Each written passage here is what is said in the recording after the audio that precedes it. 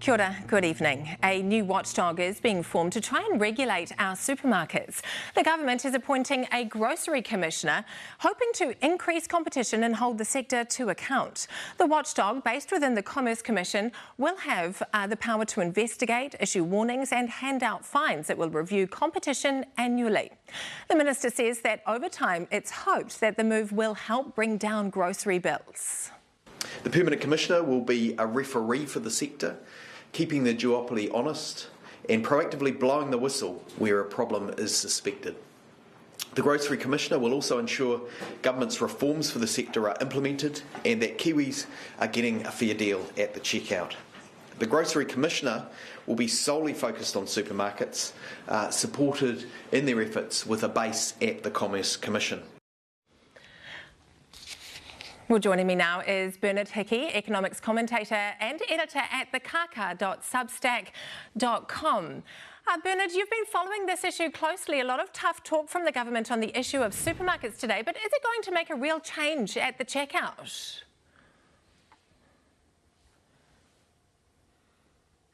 Yeah, well, it's difficult to see it happening very quickly. And unfortunately, because there are so many moving parts in the supermarket sector, it's going to be much harder for the government with this new grocery regulator to have the same impact that, for example, the telecommunications regulator did have about a decade ago when there was changes in regulations that made it easier for a third competitor to come in, 2 degrees, and also changes in regulations about things like mobile number portability and mobile termination fees that actually made a real difference to competition and to prices.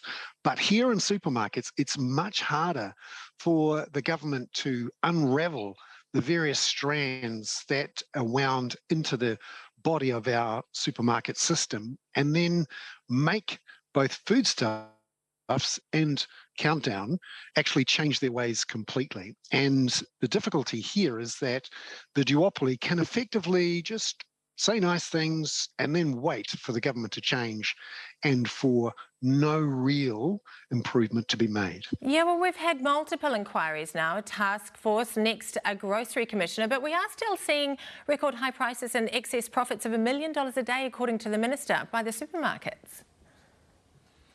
That's right. This actually comes from the market study that the Commerce Commission put out this year, which shows on various measures that the excess profits the supermarkets are making is at least $400 million a year. And that profits here are about twice what they are in terms of the margins of profits that a grocery company makes, twice what they are in other countries that are similar. So there's clearly some super profits, some gouging that's going on from the duopoly. But actually unraveling that is going to be very difficult. The government has held back its threat of an actual breakup of the duopoly. For example, forcing foodstuffs to sell off some New World stores or making it strip out the Foursquare chain. Or making Woolworths, for example, which owns Countdown, sell off certain stores in parts of the country where there isn't much competition. That's actually really hard to do.